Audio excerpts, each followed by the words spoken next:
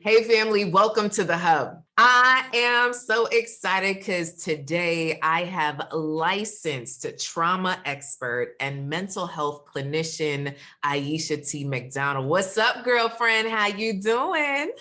I'm okay. Hey. So Aisha, I know you just did a love intensive inside of our Real Love Network, and I just begged you to come hang out with us on the podcast because there's something beautiful about what you were sharing that I feel like the whole world needs to hear. Now, what I find so often, Aisha, is that as professional women, we claim to be very busy, yet we entertain foolishness. And when I say foolishness, I'm talking about the exes, the ex that wants to get back together, the ex that wants to visit you at midnight, the ex that just wants to quote unquote check in, the ex connection. And I'm not talking about those of the women that have kids with someone. I'm just talking about, this is somebody that you dated and the relationship ended, and this relationship is not for you, yet we are here entertaining the foolishness. So for me, I feel like this is traumatic. And you are a trauma expert. So I just want you to help the ladies out. How does this affect them? How is this trauma? Go ahead, girlfriend. Well, I think one of the most important things for me is when it comes to talking about exes, especially when I've worked with like clients in the past who do entertain these exes, who keep them, some connection to them, is I always point out the fact that there's a reason this person is your ex.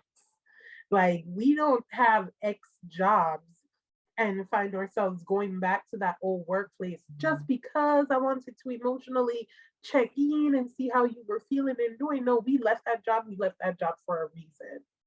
We move apartments, we change apartments, and we go to a new place. We don't go back to our old apartments just to see how you're doing.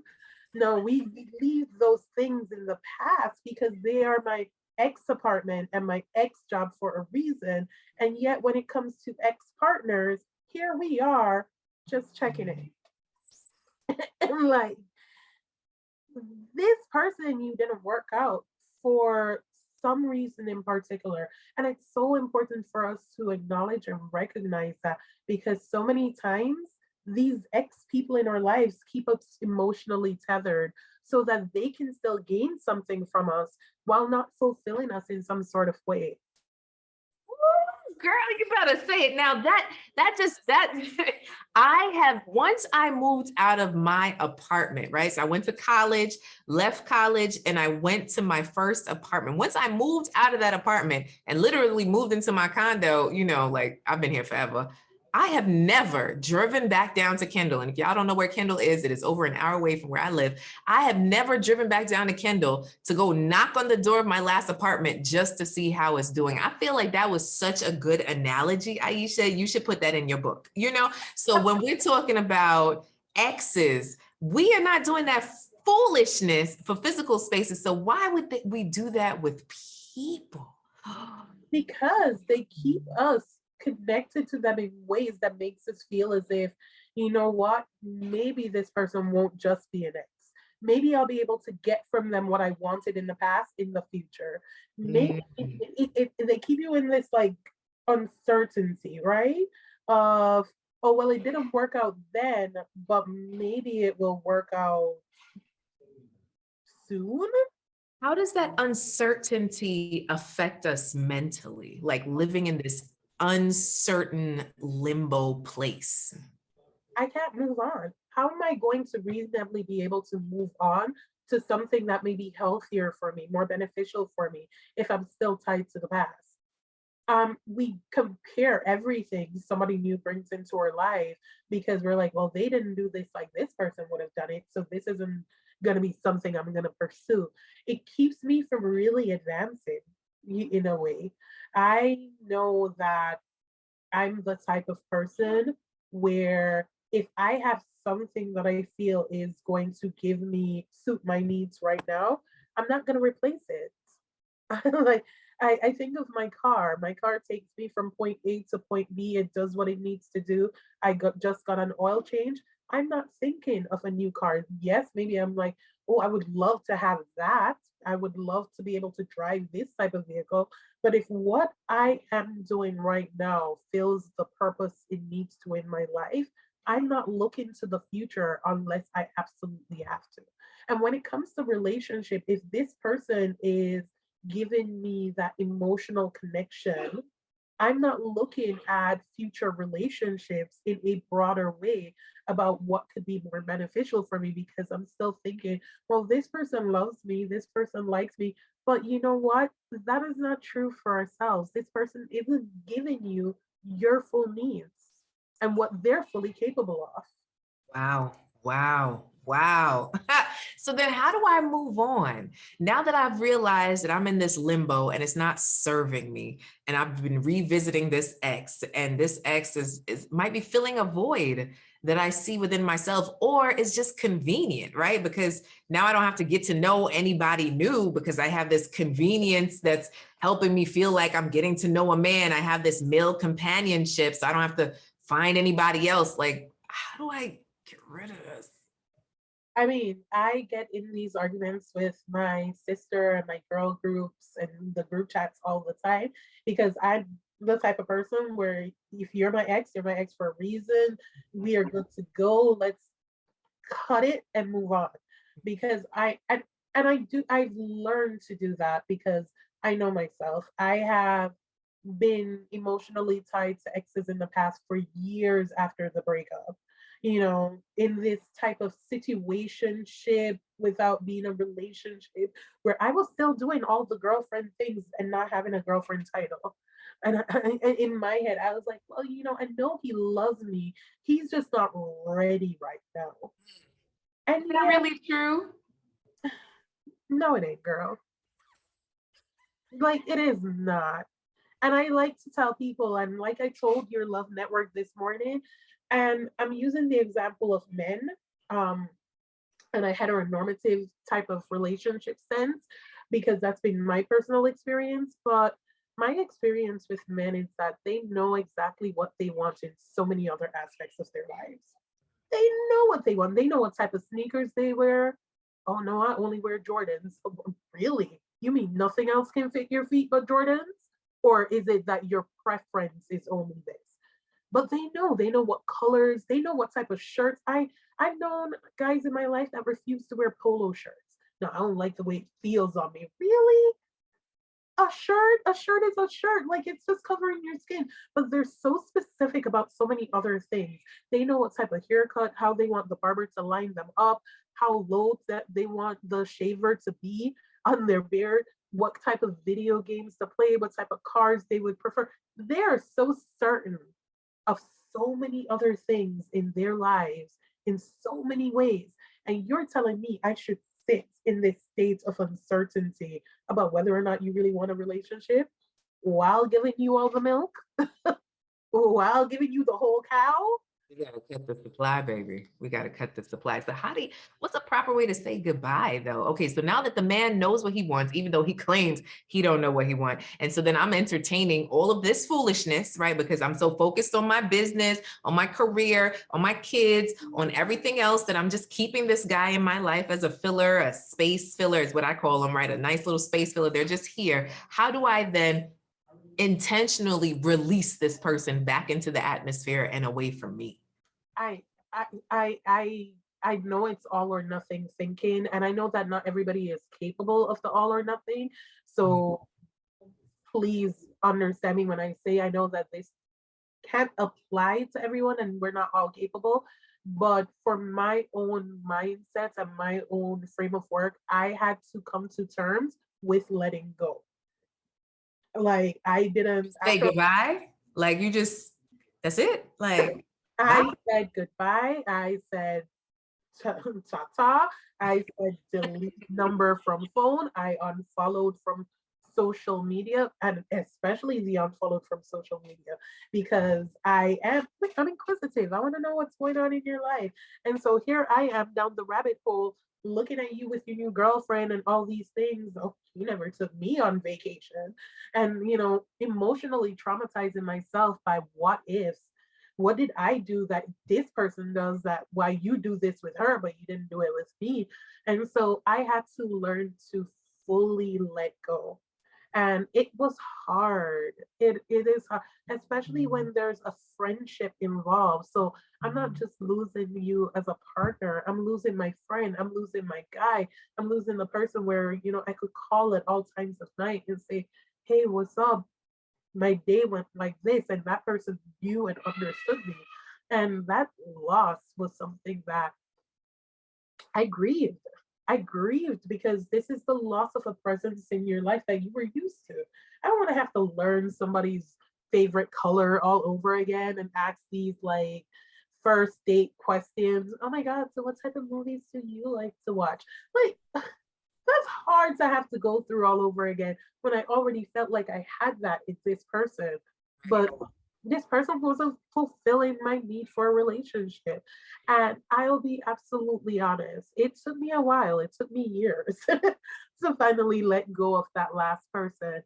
And the year that I did that, and I decided that I wasn't going to entertain the friends with benefits or the situationship or the I'm just calling to check in, and I cut ties. I was the same year that I found my current life partner. And I'll be honest, and I tell my partner all the time that I probably wouldn't have dated you in the past because I wasn't open to what you represented, because I felt as if I already had somebody who fulfilled this. And so I wasn't willing to be open to possibilities because I was so caught up with maintaining life in this uncertainty and what if. And like, okay, I'm just waiting on him to come to his senses. But the minute that I let go of those uncertainties, it opened me up for a space where I could invite real and true love in. And yeah, I had to learn his favorite colors all over again and go through all those initial questions. And yeah, it felt like work, but it was worth it in ways that I wouldn't have been fulfilled if I stayed in that state of pretty much limbo that my ex had me in. That limbo of, well, you're not this, but you're not this either. Well, you're important to me, but not important enough for you to introduce me to people and take me places. And it's funny because I was so caught up in believing that he was just in a state of uncertainty and, he just got to figure out himself. But the minute that I broke everything off and moved on with my life, he found somebody else. And that girl wasn't taking none of his stuff. And now you married, right? And now you that because that person wasn't willing to put up with what I was putting up with. And they gave ultimatums that I didn't want to give because I didn't want to be a nag and I didn't want to be pressuring and I didn't want to be that girl. But you ended up with somebody who was that girl and you got your act together real quick. They made demands. That person made them, and it wasn't even made demands in a way that wasn't fair. That person was direct with their wants and needs. That individual, that ex, was willing to fulfill them in ways. And I remember years later, after we both moved on, we had a conversation, and I tried to play so hard at being laid back and not putting any pressure on this person that he didn't think he had to step up and give me any of those things because I was willing to accept the bare minimum. Wow. Man, you dropped all types of, you dropped the bomb on us, Aisha. Hey. Boom. Oh, all right. So Lego. Oh Lord. No, I can't do all that. All right. So what I'm hearing is let it go, say ta-ta to the ex. And if you're in a relationship that you're not necessarily happy in, it's time to say what your needs and wants are. And if that person is not willing to comply or cooperate or compromise, maybe that's not the person for you, and be able to say goodbye, let them go. Talking every day to your ex is not helpful. Engaging in sexual relations with your ex is not helpful. Doing anything with your ex is not helpful if you're seeking to be in a real flourishing relationship with somebody else, with somebody new. I always have a conversation with my clients to say, if you're really in love with someone new and that you guys are walking towards life partnership, marriage, this is what you really want, how comfortable would it be to introduce your ex to the new person, and what their role is and how often you talk and what you talk about? Would your new person really be comfortable with that relationship? And if they would be uncomfortable, I need you to get uncomfortable with that relationship, right? We want to clear the table, right? Dr. Robin L. Smith, she has a exercise that she does. And it's like, okay, you have a table and I want you to put 12 settings around the table. And when you sit down at this table, it's you and your partner, you and your husband, right? And then you look at the closest relationships to you and you put those names on those nameplates, on those place settings. And I want you to think about, should those names be there? Should they even have a seat at your table of love, that you are now putting your best fruits, your best food, your best meal on this table? Should these people be there? Should your 5 exes be sitting there looking at you and your girlfriend? Should they really? I don't know about that. So instead of the amount of time that you're taking talking to these people, maybe you invest back in your business. Maybe you invest in dating. Maybe you invest in a love coach. Maybe you invest in something that's going to help you move forward in your love life and in your life overall. Maybe you take a fitness class instead of sitting on the phone with him for an hour. Do something that is going to bring you joy versus more uncertainty in this year. Okay, that's what I'm saying over here. Okay. Listen, I believe in reciprocity. And what I'm putting into this, I should be getting out. And so many times, especially when we're hung up on exes and tied and connected and emotionally tethered to these people, what we're doing is we're pouring and pouring and pouring, doing all the girlfriend stuff and doing all the partner duties. But I can't claim the title. If I'm working in a job and somebody says, hey, I need you to do this work for this position, but I'm not going to give you the title for it. I'm not going to give you the pay for it. And you're not going to get any acknowledgement. I'm not going to do that job. I'm going to be like, you know what? I'm good where I'm at. Like, no way am I going to be working for something without being acknowledged for it or benefiting for it. But when it comes to these relationships, we do all these duties and there's no reciprocity. And that person, they tell me, thank you, they just don't make women like you no more. Compliments are all good and well, but compliments do not keep me warm at night. Oh my gosh, Aisha, you just triggered a traumatic event in my life, right? So I had a college boyfriend, right? One of those, like, what they call them now? Hoteps, right? So this man was so evolved. I met him at an event called Dating, Mating, and Hyperventilating, right? So he was that dude that said all the cool stuff in the back of the room, right? And everybody's like, ooh, he's so smart. Wow. An army man came back to school. Ooh, ooh. So we got to be official. And he would always have this one female around him, right? This one girlfriend. Oh, we're best friends, blah, blah, blah. I was like, oh, you're best friends. So how come I could never hang out with the two of y'all? How come we not all 3 of us hanging out together? And I'd ask questions about this best friend, my best friend, right?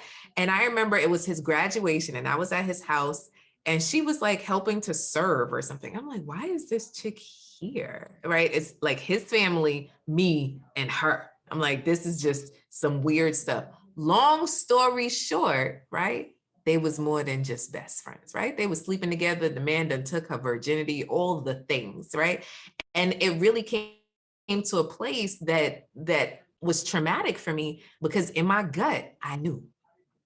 And even though I asked the questions and I got answered, I knew those were lies, right? So there's a part of me that is mad that I stayed in that situation for as long as I did. And I entertained that ex for as long as I did. Because even though I ended up leaving, we still ended up, talking on the phone and dragging that sucker out. And that did not serve me in any way, that limbo, that place. Oh, but then I met the family, they love me, that whole thing, right? So I hear that a lot with my clients too, but the family loves me. Listen, okay, there's still something between you and the family. It's that man, right? That man right there, he's no good for you. Right? So we still have to, you're not marrying the family. Well, essentially you do end up marrying the family, but you'd be marrying the man. So I need you not to skip over the fact that this man is no good for me, no good for you. So we need to get him out.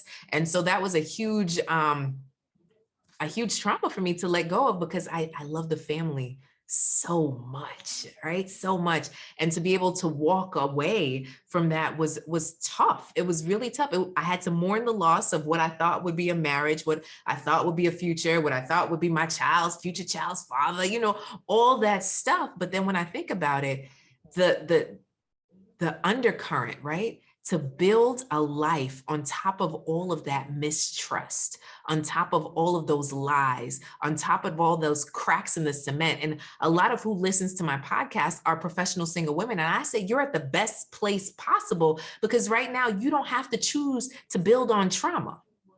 Right? We don't have to choose to build on trauma. We don't have to build a house on cracked cement. Like, I am so happy that I married who I married, because we built our life together so intentionally. I have not built my relationship on trauma. I am not here questioning where my man is and wondering if he is where he says he is, because if I did that other relationship, my whole marriage would have been that, right? So we have to be very conscious of, what are we choosing? If you have a whole bunch of trauma bonding with somebody and they are your ex, why would we choose that trauma to then build on top of a pretend life that you feel like you just gonna forgive and forget? Hallelujah. Hallelujah. Because that trauma bonding, and I'm glad that you brought that up, that trauma bonding that we go through in so many of these previous relationships tricks our brain into thinking that we have this immense connection that can be broken. But it's not a positive connection. It's not a healthy connection. It's not a good connection at all. But it keeps us in this state of being as if I cannot become unattached to this person because they fulfill, and they understand me. They know what I've been through. They've gone through it with me, and that's not fair to us, because again, I cannot be my fully best human self if I am attached to things that do not serve me and do not benefit me. And so I need us to think about some of our attachments that we have, and not just in relationships, but with friendships too. Think about some of these attachments and some of these people that we remain connected with out of loyalty and long-term friendship and longevity of knowing this person. And he was there for me when. That's what his purpose was, right? He helped you through the death of whoever, he helped you through the loss of whatever, he helped you to that next level thing, and he served his purpose. Reason, season, lifetime. And you're not there anymore. Not there You anymore. are not there anymore. So you do not have to remain connected to the things that you were connected to then. You can move on. You can have a better life. Again, they're your ex for a reason. There's a purpose why it did not work out. There was something that the universe showed or told you that said, listen, this ain't for you. And here we are going, okay, it's not for me right now, but it may be for me in the future. No, it ain't. No, it ain't. Stop that. Why? What? You don't go back to bad jobs. You don't go back to bad restaurants. We don't go back to bad landlords, but we going back to negative exes because of emotional connections. For what? Let it go. Let it go. I used to go to this one restaurant. I used to go there all the time. The last time I went there, I waited 2 hours for my food. By the time they brought the food out after 2 hours, it was the wrong meal. So they took it back, waited 30 more minutes. When they brought it out again, everything was cold and tasteless. And it didn't matter how many times I went there before. After that 3 hour, and my husband was like, "Why we waited this long to leave?" I was like, "I don't know." But after that 3 hour experience in that restaurant, I was like, "We're never going back there again." I wasn't thinking about all the times before. I'm thinking that this situation was so absolutely terrible. I don't care what came before then. I don't want a repeat of this. But here we are with people who constantly drag us through the mud, just giving chances after chances. Like maybe next time it'll be better. No. Do what serves you and what helps you and what makes your life worth living. And sometimes, and it's hard. I'm not saying it's easy to go in and delete these numbers and unfollow on the Facebook. And it's hard when you know the name, the full name. So even after you unfollow, you can still search and look, or Facebook memories brings up these connections every once in a while. It's hard. It's not easy. It's not a snap of the finger and I'll forget about everything you make me feel. But we have to move on towards the possibility of our futures by letting go of the traumas of our past.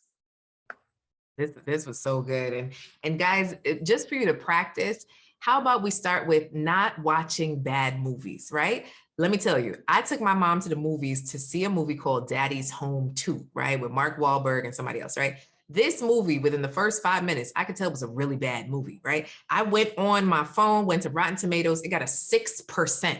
6%, you know this movie is horrible. But because I spent the money and we were at the fancy movie theater, you know, the one that bring you the drinks and the food and all of that, like I sat through it with my mom, the whole thing. And I was just like, that was a waste of 2.5 hours or however long that movie was, right? So from now on, I tell myself, if I see that the movie is bad, my daughter's good at it. She's 5. She'll tell you like, Mommy, I'm not watching this, right? These are the best critics ever. Like we need to learn from our kids, right? So here it is right now. Within the first 5 minutes, if you don't like it, it's time to go. So when you start to practice that just with your movie watching, you can get good in your relationship. You know what?